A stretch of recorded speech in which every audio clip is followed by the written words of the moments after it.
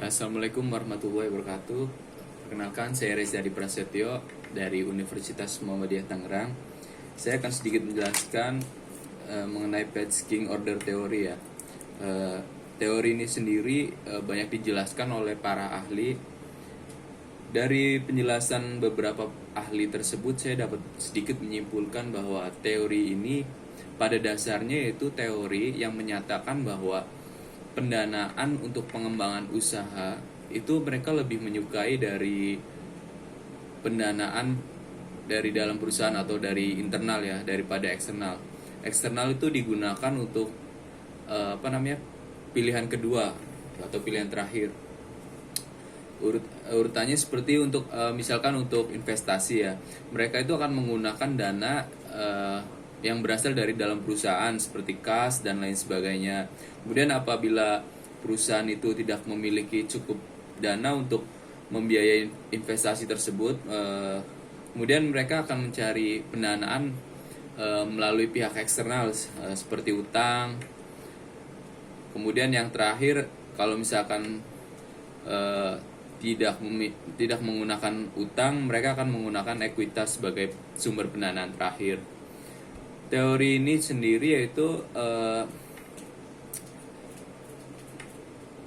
menyaratkan perusahaan memiliki preferensi dalam memilih sumber pendanaan dengan mempertimbangkan biaya termurah dan risiko paling kecil. Jadi dalam teori ini mereka itu mempertimbangkan mana sih biaya yang paling murah dan resikonya yang paling kecil. Nah, apabila ada biaya yang paling murah dengan resiko yang paling kecil, maka itu yang akan dipilih. Dalam teori packing order sendiri, perusahaan itu lebih cenderung memilih pendanaan yang berasal dari internal daripada eksternal perusahaan. Ya tadi udah disampaikan bahwa pilihan pertama yang digunakan untuk pengembangan usaha di dalam teori purchasing order tersebut yaitu yang berasal dari dalam perusahaan seperti kas dan lain sebagainya. Di sini ada sedikit menurut Donaldson urutan pendanaan menurut purchasing order teori. Yang pertama yaitu perusahaan lebih menyukai mempergunakan sumber pendanaan internal dalam keputusan pendanaannya seperti laba ditahan. Kemudian penetapan target rasio pembayaran dividen disesuaikan dengan peluang investasi serta menghindari perubahan dividen secara drastis. Yang ketiga yaitu dividen istitsky. Perusahaan tidak mau meningkatkan dan menurunkan pembayaran dividennya kecuali dengan alasan-alasan tertentu.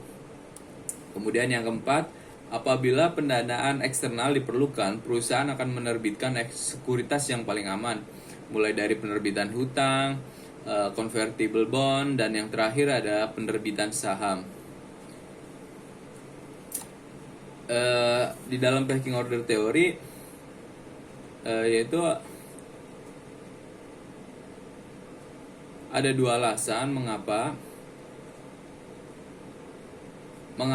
tadi kan saya katakan bahwa apabila pendanaan internal itu tidak digunakan, kemudian ada pendanaan yang kedua yaitu menggunakan eksternal, yaitu yang berasal dari hutang. Mengapa dari hutang? Di sini dijelaskan oleh Donaldson ada dua alasan mengapa dana eksternal lebih disukai dalam bentuk hutang daripada modal sendiri. Yaitu antara lain pertama adalah pertimbangan biaya emisi, yaitu di mana biaya untuk mengeluarkan hutang atau obligasi akan lebih murah dari biaya emisi saham baru. Kemudian hal ini disebabkan karena penerbitan saham baru akan menurunkan harga saham lama.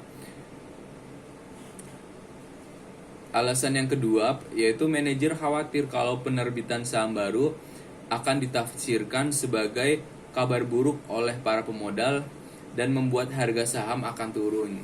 Ya, jadi di sini kenapa hutang dipilih, karena apabila perusahaan itu menerbitkan saham baru, harga saham yang lama itu bisa anjlok. Ya. Kemudian yang jelas itu akan mempengaruhi harga saham yang lama itu ya. Ya, itu disebabkan antara lain oleh kemungkinan adanya asimetri informasi antara pihak manajer dengan pihak modal.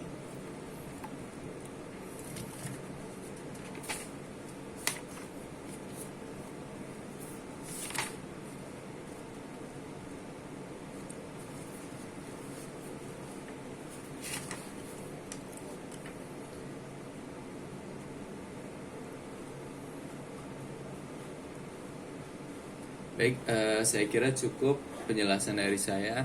Kurang dan lebihnya mohon maaf. Wassalamualaikum warahmatullahi wabarakatuh.